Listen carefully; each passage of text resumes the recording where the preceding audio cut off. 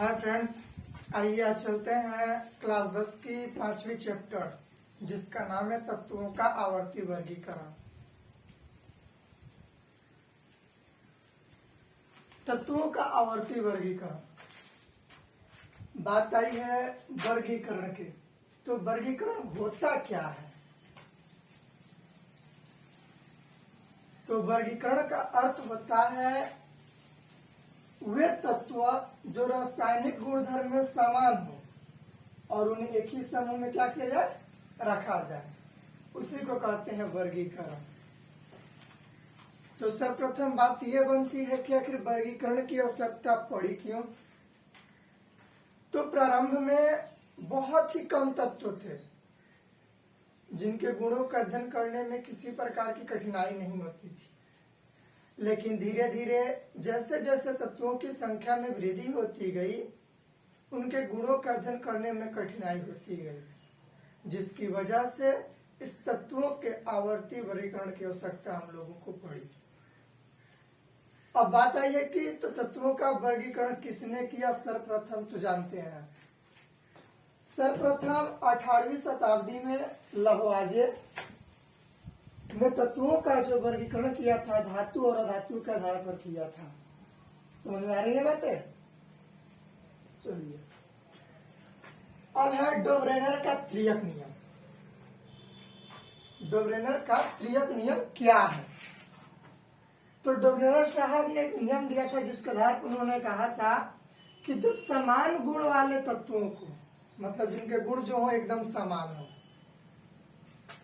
अगर उनके बढ़ते हुए परमाणु द्रव्यमान के क्रम में सजाया जाए तो बीच के तत्व का जो परमाणु द्रव्यमान होता है पहले तथा तीसरे तत्वों का समांतर माध्य होता है। जैसे मान लीजिए हमने तत्व लिथियम, सोडियम, पोटेशियम को लिया है। जैसा कि आप जानते हैं लिथियम का परमाणु द्रव्यमान 7 होता है, सोडियम का परमाणु द्रव्यमान 23 होता है और पोटेशियम का परमाणु द्रव्यमान 39 होता है। तो देखिए बीच वाला जो तत्व है आपका सोडियम,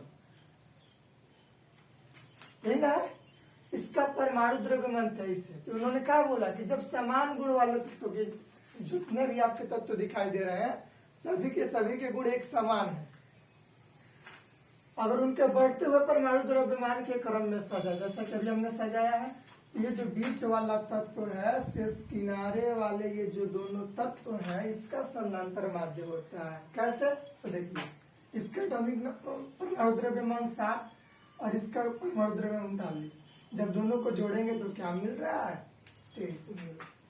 यही था डोब्रेनर का त्रियक नियम। लेकिन किसी कारणवश यह ज्यादा तत्वों पर, मतलब कैल्शियम के बाद जो तत्व थे उनके तत्वों के लिए लागू ही नहीं हो पाता था या गुणों में समानता नहीं होती थी, जिसकी वजह से क्या किया गया, इस नियम को हटा दिया गया। तो इनसे प्रेरित होकर आते हैं न्यूलैंड साहब। न्यूलैंड साहब क्या करते हैं, अपना स्टेप नियम देते हैं। क्या कहे? उन्होंने कहा कि जब तत्वों को उनके बढ़ते हुए परमाणु द्रव्यमान के क्रम में सजाया जाता है तो प्रत्येक 8वां तत्व पहले तत्व से गुणधर्म में समानता रखता है। जैसा कि संगीत का जो 8वां स्वर होता है पहले स्वर के समान होता है। आप लोगों ने संगीत सुना होगा, सा रे ग म प ध नि सा, मतलब सा से शुरू करने पर जो पहला अक्षर है फिर 8वां अक्षर क्या रहा है, सा रहा है। उसी प्रकार ये मान लीजिए बेरिलियम, अगर बेरिलियम से गिनती किया जाए तो 8वां तत्व जो होता है हम लोग का मैग्नीशियम आता है, जो दोनों गुणधर्म एक समान थे। उसी प्रकार लिथियम, लिथियम से शुरू करते थे तो 8वां तत्व हम लोग का सोडियम आता था, जिनके दोनों के दोनों गुण जो थे एकदम समान थे। लेकिन इनकी कुछ सीमाएं थी। सीमा यह थी कि यह जो नियम था सिर्फ हल्के तत्व का मतलब जो वजन में कम हो, जैसे कैल्शियम तक के ही लागू हो पाया। इसके बाद अगर कोई तत्व जैसे स्केडियम है, टाइटेनियम है, इसके बाद के तत्वों के लिए लागू ही नहीं होता था। दूसरी बात इनकी यह सीमाएं थी कि उस समय अज्ञात तत्व, मतलब जैसे कुछ ऐसे तत्व थे जिनका आविष्कार नहीं हुआ था, अज्ञात तत्वों के लिए इस वर्गीकरण में उन्होंने कोई स्थान को सुरक्षित नहीं रखा था।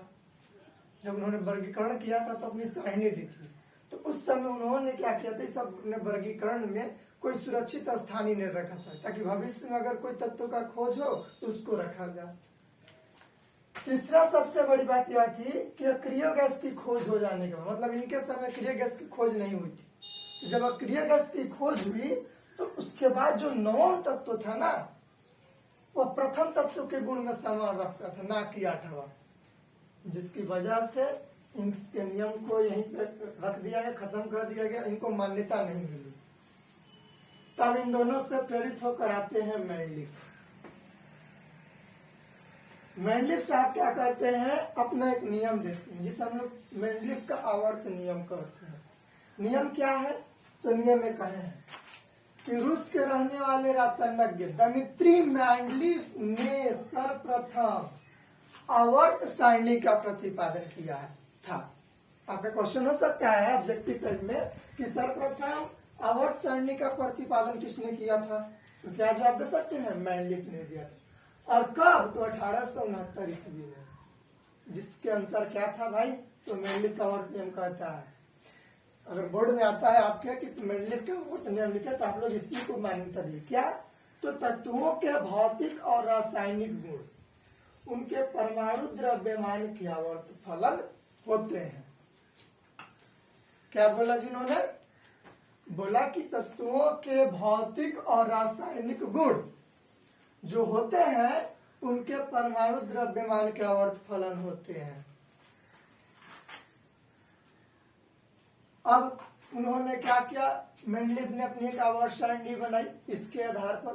क्या भाई, तो मेंडलिफ के समय कुल जो थे 63 तत्व विद्यमान थे उस समय तक, जिससे उन्होंने क्या किया कि 1871 ईस्वी में मेंडलिफ ने तत्वों की एक सारणी का निर्माण किया, जिसे हम लोग मेंडलिफ की आवर्त सारणी कहते हैं।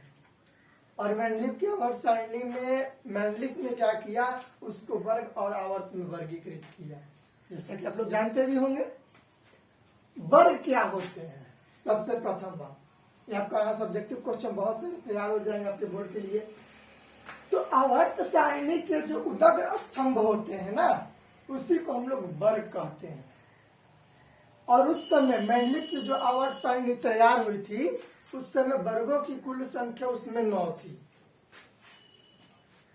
जिससे उन्होंने रोमन अंक 1, 2, 3, 4, 5, 6, 7, 8 और 0 के द्वारा दर्शाया था। दूसरी बात, वर्ग 1 से लेकर के वर्ग 7 तक के जो वर्ग थे उन्होंने प्रत्येक वर्ग को, मतलब वर्ग 1 से लेकर के 7 तक के जो भी वर्ग थे उसको 2 उपवर्ग ए और बी में क्या किया, विभाजित किया। तीसरी पॉइंट, जो वर्ग 8 था उसमें उन्होंने सिर्फ 9 तत्व को, वो भी कैसे, तो 3-3 का समूह करके रखा था।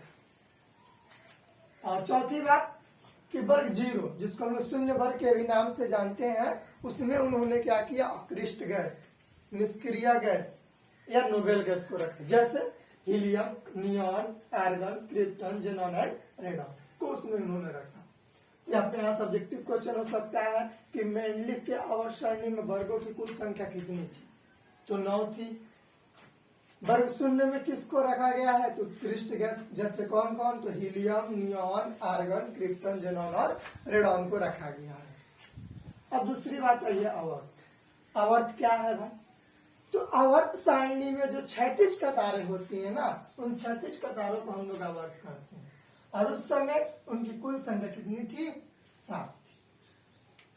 लेकिन कुछ तत्व ऐसे थे, कुछ कमियां आई इनमें मेंडलिफ के आवर्त नियम में, जिसको मोसले साहब ने सुधार किया, अध्ययन करके उनके जो आवर्त सारणी थी उसका अध्ययन किया। और अध्ययन करने के फलस्वरूप उन्होंने क्या किया कि एक सारणी दी, जिसको आजकल हम लोग जानते हैं आधुनिक आवर्त सारणी के नाम से।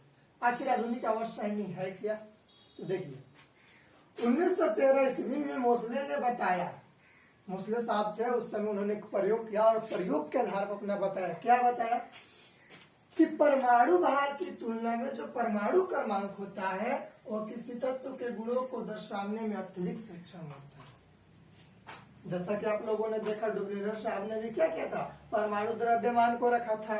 न्यूटन साहब ने भी क्या किया था, परमाणु द्रव्यमान को रखा था। मेंडलीव ने भी क्या किया, परमाणु द्रव्यमान को रखा था। लेकिन ये जो मोसले साहब है उन्होंने कहा नहीं, परमाणु द्रव्यमान की तुलना में जो परमाणु क्रमांक होता है वह किसी भी तत्व के गुणों को दर्शाने में अत्यधिक सक्षम होता है, ना कि परमाणु द्रव्यमान। जिसके आधार पर उन्होंने एक नियम दिया। क्या नियम दिया कि तत्वों के भौतिक तथा रासायनिक जो गुणधर्म होते हैं उनके परमाणु क्रमांक के आवर्त फलन होते हैं। समझ नहीं पाते, बोलिए जी। देखिए, तत्वों के भौतिक तथा रासायनिक गुणधर्म उनके परमाणु क्रमांक के आवर्त फलन होते हैं। ये किसने कहा, आधुनिक आवर्त यानी मोसले ने। क्वेश्चन अगर बोर्ड में आए कि आधुनिक आवर्त नियम क्या है तो डायरेक्ट कहिएगा कि तत्वों के भौतिक तथा रासायनिक गुणधर्म उनके परमाणु क्रमांक के आवर्त फलन होते हैं, जिसे आधुनिक आवर्त नियम कहते हैं। उस समय वर्ग थे तो उन्होंने भी क्या किया, वर्ग और आवर्त में देखा तो उस समय वर्ग किसे कहते थे आप लोग जान चुके हैं कि आवर्त सारणी को स्तंभ को वर्ग कहते हैं। लेकिन इनके समय देखिए क्या हुआ, आधुनिक जो आवर्त सारणी है उसमें वर्गों की कुल संख्या 18 है, जबकि मेंडलीव में कितने थे, 9 थे। दूसरी बात, इनमें जो वर्ग 18 में वर्ग 1, 2 और वर्ग 13 से 17 के जो तत्व है उस तत्व को हम लोग सामान्य तत्व या प्रतिनिधि तत्व के नाम से भी जानते हैं। और वर्ग 3 से लेकर के वर्ग 12 तक के जो तत्व होते हैं उसको हम लोग संक्रमण तत्वों के नाम से जानते हैं। और वर्ग 1 के जो तत्व है, वर्ग 1 के तत्वों को क्षार धातु कहा जाता है। वर्ग 2 के जो तत्व होते हैं उसको क्षार मृदा धातु कहते हैं। और वर्ग 17 के तत्व को हैलोजन परिवार कहते हैं। और वर्ग 18 के तत्व को त्रिविष्ट गैस, नोबेल गैस, अक्रिया गैस कहते हैं, जैसा कि हमने बताया।